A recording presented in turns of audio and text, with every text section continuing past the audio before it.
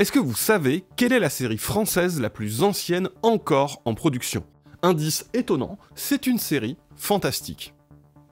Devine Max. Waouh. Mais j'imagine que c'est fantastique. Les Ouais, alors fantastique. Mimimati, l'ange gardien. Ouais. Joséphine, Ange Gardien, qui existe depuis 97. Ah là là là, mais c'est pas du tout là que je voulais atterrir, moi. Qu'est-ce que c'est que ça? Oh, je me suis plantée. Maintenant, imaginez que Joséphine Ange Gardien existe depuis carrément 63 sur l'ORTF et cumulant bientôt 41 saisons. Imaginez qu'elle soit considérée comme un monument du patrimoine culturel populaire français qui mobilise un budget colossal. Mieux, que malgré son côté plus français que la plus française de tes copines, elle soit devenue un succès planétaire. Une figure emblématique de la France partout dans le monde, avec des audiences folles, un statut culte, des tonnes d'œuvres et de produits dérivés. Que Mimimati et les autres interprètes de Joséphine, dont le casting, comme le choix de ses auteurs, donne lieu à un véritable mercato, soient propulsés au rang de stars internationales. Que chacun de ces épisodes spéciaux de Noël soit un événement, à tel point qu'elle a attiré l'appétit rapace d'une des plus grandes majors de l'industrie états-unienne, tout en étant toujours produite par le service public. Eh bien, dites-vous que Doctor Who, c'est ça pour l'Angleterre. Alors que la nouvelle saison débarque sur fond d'enjeux autour de l'influence de Disney, du choix de ses équipes ou des sempiternels cris d'orfraie au wokisme, nous allons aujourd'hui nous demander pourquoi cette série de SF issue d'un organe de service public, à l'instar de son protagoniste, continue de se régénérer. Well then, here we go.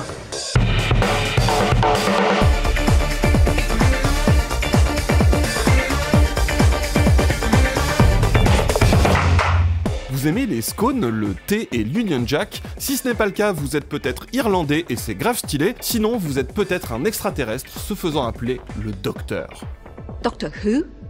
Doctor Who. Pour celles et ceux qui connaîtraient pas, le Docteur voyage dans le temps dans un vaisseau spatial plus grand à l'intérieur qu'à l'extérieur, le TARDIS, et il est toujours accompagné d'une compagnonne de voyage qui l'arrache à son petit quotidien pour aller vivre des aventures folles et dangereuses à travers l'espace et le temps. Alors l'espace et le temps de l'Angleterre hein, principalement, bon voilà, parce que ce que vous devez retenir c'est que Doctor Who c'est so British. Je veux dire, son vaisseau a l'apparence d'une cabine téléphonique de la police britannique. Et comme on l'a mentionné, ce monument de la pop culture désormais mondiale est le produit du service public. Et oui, Doctor Who, en quelque sorte, c'est un acquis social d'après-guerre, comme le NHS, la santé publique anglaise. Right, you lot! Lots to do! Beat the Germans, save the world, don't forget the welfare state! En fait, à partir de 53, le petit écran s'invite en masse dans les foyers britanniques, entraînant une grande demande de diversité des programmes, entre sport, talk-show, feuilletons et émissions musicales. Ils ont un trou dans la grille du samedi, alors le producteur Donald Beverstock cherche une idée pour créer un nouveau Saturday Tea Time Show. British, on vous a dit. La BBC, c'est d'ailleurs la British Broadcasting Company, puis Corporation, qui est un média de service public depuis 1927, par décret royal de la reine. I am the Queen of the United Kingdom of Great Britain and Ireland. Alors, non, pas de la reine, parce que c'était George V à l'époque, hein, mais dans ma tête, j'arrive pas à accepter que ce soit pas la reine d'Angleterre, hein, donc bref. Donc, Donald appelle à la rescousse Sydney Newman, récemment papa de chapeau melon et bottes de cuir, et oui, pour créer un nouveau programme éducatif et de divertissement grand public. Ainsi, Doctor Who est né dans sa première forme le 23 novembre 1963, avec aux manettes, et bah du coup, Sydney Newman, mais également Verity Lambert, première femme productrice de fiction sur la télévision en Outre-Manche. C'est stylé, tout comme c'est stylé de s'appeler Verity Lambert. Aux commandes du TARDIS, on retrouve William Hartnell, accompagné d'un trio formant les premiers compagnons du Docteur, Carol Ann Ford, accompagnée de William Russell et Jacqueline Hill. Alors, à savoir, Hartnell, sacré personnage. C'était un acteur de théâtre et de cinéma qui avait grandi dans les taudis avec une mère seule, il était trauma de la Deuxième Guerre mondiale, et il était aussi apparemment turbo raciste. Et puis réac, homophobe, antisémite, tout ce que vous voulez. Sachant que la productrice, bon bah c'était une meuf, et le premier réalisateur, Waris Hussein, il était d'origine indienne et homosexuel. Mais en gros, ils lui ont bien fait comprendre que ces avis de merde, on s'en foutait, c'était leur show, et finalement, ils se sont bien entendus. Donc, Doctor Who, truc de woke, jour 1. Voilà, c'est parti, et très vite, le programme tape les 7 millions de téléspectateurs. Alors, je dis très vite, parce que la première diffusion, pas de bol, tombait le lendemain de l'assassinat de Kennedy, donc faux départ. C'est le début de la success story de la série feuilleton la plus polymorphe de tous les temps, carton plein, le soft power est en marche. Alors maintenant, quand tu revois les premiers trucs, dont une grande partie a disparu d'ailleurs, bon, ça fait chipouille, c'est plus ou moins du théâtre filmé et tout. Mais faut bien se dire que si ça a créé un tel phénomène, c'est que c'était hyper précurseur, sous plein d'aspects. Déjà l'aspect feuilleton, qui combine les épisodes à histoire unique des anthologies et le principe de fil rouge des séries fleuves. Mais aussi plein d'idées formelles vachement ingénieuses pour faire de la SF avec un budget limité.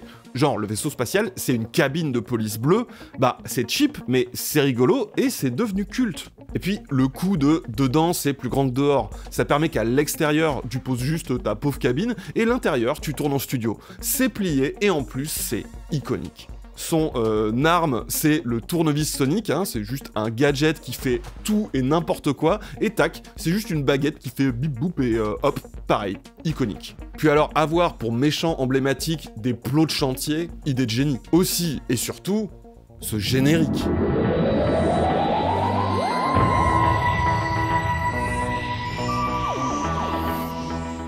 Et ben ça aussi, on le doit à une meuf, Delia Derbyshire. Alors attention, elle a 20 balais, elle vient d'une famille ouvrière et elle est diplômée de Cambridge. Elle rejoint la section recherche de la BBC, le Radiophonic Workshop, et c'est une énorme nerd. First, it's the simplest sound of all, which is a sine wave.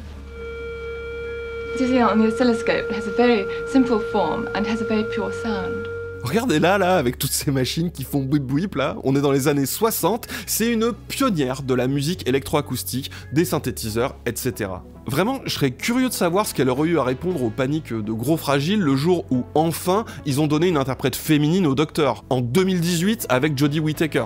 Alors oui, parce que si vous connaissez pas, vous vous doutez quand même bien que depuis 6 décennies, c'est pas le même gars qui joue le personnage. Raison purement pratique, qu'ils ont là encore transformé en un des motifs les plus emblématiques de la série, la régénération. Le fait que le Docteur change d'apparence quand il est mortellement blessé, ce qui est d'ailleurs moteur d'engouement sur internet à chaque annonce de nouveaux choix de casting comme pour James Bond. Et d'ailleurs ça c'est arrivé en premier lieu parce que William Hartnell a rencontré des problèmes de santé et qui voulait pas arrêter la série pour autant. Alors c'est classe et tout pour le lore du perso, mais c'est avant tout un truc de production assez malin. Et donc, en soi, tu peux faire un peu ce que tu veux avec ça, Chaque interprétation est différente, dans le jeu, le profil et même la personnalité du Docteur, tout le monde a un peu ses préférés, etc.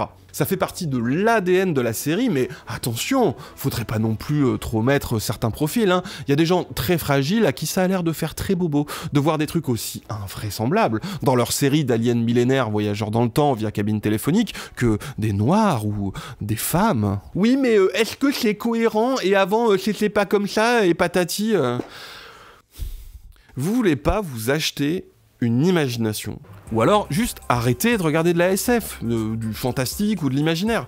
Regardez, je sais pas, CNews ou des programmes d'éveil pour nourrissons, ou fixer le plafond, j'en sais rien, mais laissez les gens bosser quoi. Bon, passons. Parce qu'attention, Doctor Who n'a pas été diffusé depuis tout ce temps sans interruption. Parce que en 1989, on est quand même à 26 saisons et au 7ème Docteur, Sylvester McCoy, et puis un jour on lui dit « il faut qu'on fasse une pause ». Allez, t'inquiète, on va peut-être faire un film et on te rappelle des bisous. Dans les faits, c'est l'annulation de Doctor Who. Et vu que c'est les années 80 en Angleterre, je serais très tenté de faire le gauchiste et de dire que c'est encore la faute à Thatcher, mais figurez-vous que oui, pour de vrai, c'est encore elle, putain. Je sais, mais c'est fou.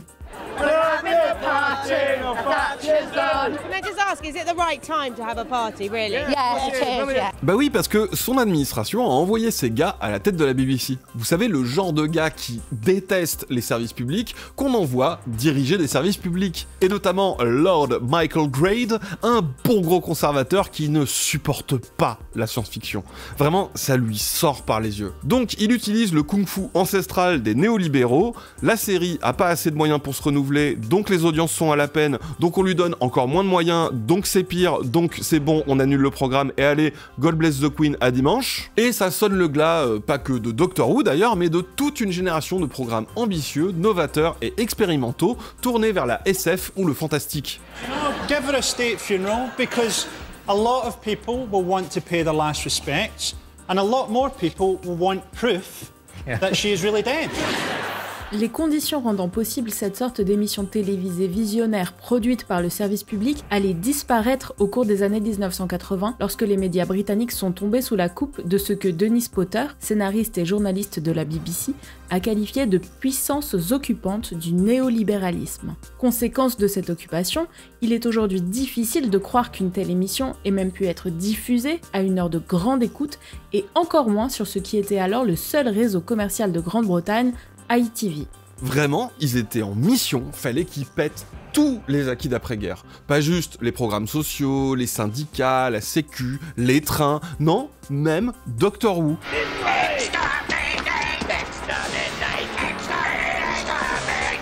Vraiment, ils aimaient aucun truc bien. Non, eux, ce qu'ils aimaient, c'était tabasser des mineurs et l'apartheid en Afrique du Sud. From France to the Philippines, from Jamaica to Japan, from Malaysia to Mexico, from Sri Lanka to Singapore, privatization is on the move. Ceci dit, le dégoût des conservateurs pour ce type de culture, c'est pas proprement anglais et ça date pas d'hier. Comme on l'a dit dans d'autres vidéos, en France, la SF, le fantastique et les grands feuilletons populaires, on connaît bien. Mais dès le milieu du 19e siècle, les réactions ne manquent pas face au succès grandissant autour des feuilletons littéraires. Comme le baron Chapuis de Mont-la-Ville, député de Saône-et-Loire, qui prononce plusieurs discours à charge sur le succès des fictions écrites par Dumas et consorts, axant ses propos sur le fait de dénoncer une aliénation de la raison par l'imagination. Vraiment, ils ont jamais supporté ça, quoi. Et pour ce qui est de l'aspect audiovisuel public français, on a connu une histoire culturelle similaire. Certes, c'est un peu différent avec notre RTF, on va y revenir, mais son aspect de service public permettait lui aussi de faire vivre des programmes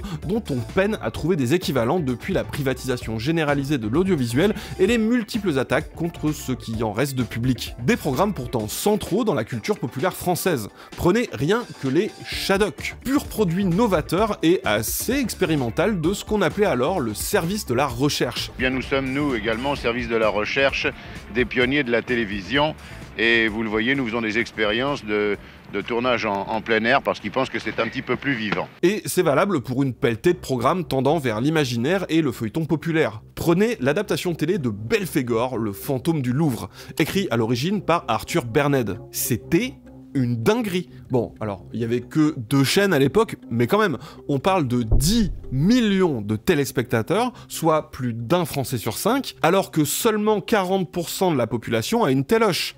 C'était le truc dont on parlait au café de la gare. Puis alors, tous ces trucs, ils ont essayé de les relancer pendant longtemps, mais c'était tout le temps foiré, notamment le film Belphégor 2001. Bon, et par contre, tombons pas dans le « c'était mieux avant », parce que l'ORTF, niveau télé d'État... Et comment vous appelez un pays qui a comme président un militaire avec les pleins pouvoirs, une police secrète, une seule chaîne de télévision et dont toute l'information est contrôlée par l'État?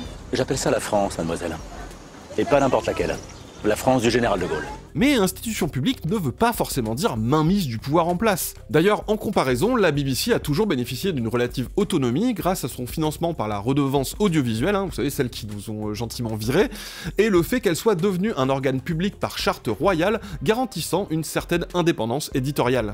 Régulièrement là-bas, ils ont des débats où même le directeur monte au créneau quand il y a trop d'ingérence de la part du gouvernement ou que des politiciens se mêlent trop des affaires de la chaîne. Pensez-y ça, vu comment le pouvoir resserre la vis sur les médias publics, voire essaie de les faire sauter purement et simplement. L'alternative, c'est pas passer de Karim Ancila, être entre les mains du marché et des milliardaires, ou dans celle du gouvernement, lui-même entre les mains du marché et des milliardaires. Et d'ailleurs, il y a aussi des médias indépendants de tout ça, comme au hasard l'Humanité, qui produit ce programme. Mais pour ça, il faut que vous vous abonniez, et pas juste là sur YouTube, au journal. Comme ça, vous faites vivre la presse indépendante en ayant accès à tous les articles, voire à recevoir le bon vieux journal papier chez vous, en plus de faire vivre des émissions comme celle-ci, diffusées gratuitement. Mais à ce sujet, revenons à Doctor Who, qui a été relancé en 2005 pour son 40e anniversaire, avec une toute nouvelle popularité, des spin-offs comme Torchwood et Sarah Jane Adventure, jusqu'à une apothéose de succès international aux 50 ans. I'm the doctor, by the way. What's your name? Rose. Alors, entre-temps, il y avait eu des trucs quand même, dont un téléfilm américain. Ah oui, on vous avait prévenu, hein, américain. La série a été ressuscitée grâce à l'insistance de Russell T. Davies, qui avait déjà réalisé la série Queer as Folks, et le désir de la BBC de préserver son héritage culturel, aidé par un revirement progressiste dans les instances de la BBC. Cette nouvelle mouture confirmera que Doctor Who était là pour rester, attirant de nouveaux fans et ravivant la flamme de certains anciens. Même le Covid n'aura pas réussi à l'arrêter grâce à d'habiles dispositifs de tournage mis en place par la télé publique anglaise. Listen to science and listen to doctors. Right? They've got your back. Alors, c'est très bien, mais cette télé publique, bien que partiellement émancipée des seules exigences de profit et des desiderata des capitalistes du divertissement, eh ben elle vit pas dans une bulle. Et entre-temps, le marché est dominé par l'émergence des plateformes et d'une concentration massive de la production culturelle dans des géants états-uniens. Et donc là, pour les 60 ans, la série change à nouveau sa formule pour s'adapter, en signant un deal avec Disney, très intéressé pour avoir sa part du gâteau. Alors, c'est une histoire un peu complexe, hein, mais en gros, c'est pas un rachat, mais il récupère les droits de diffusion à l'international, tandis que la BBC, elle garde la diffusion pour l'Angleterre. Sauf que ce petit partenariat public-privé, eh ben, comme d'hab, c'est le deuxième qui en profite le plus, puisque ça a beau être financé par l'argent public en grande partie, eh ben la BBC, ils ont même plus le prime time de leur petit trésor national. C'est un peu comme la privatisation des autoroutes finalement, hein. On socialise l'investissement et le privé récupère les profits. You've also got to look in the long term at the end of the BBC, which is somehow, surely, undoubtedly on its way in some shape or form. What was Doctor Who going to die then?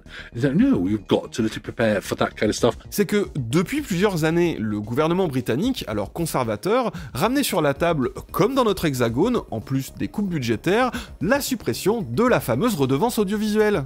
Ce qui, pour la BBC, est leur principale source de revenus.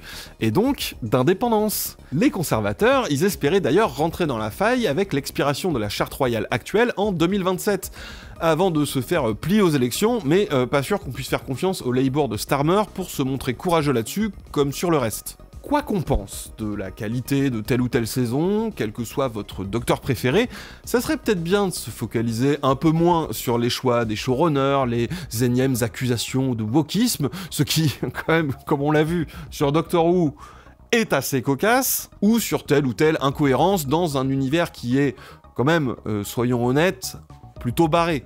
The Times! Shall I set it up? Yeah, why not?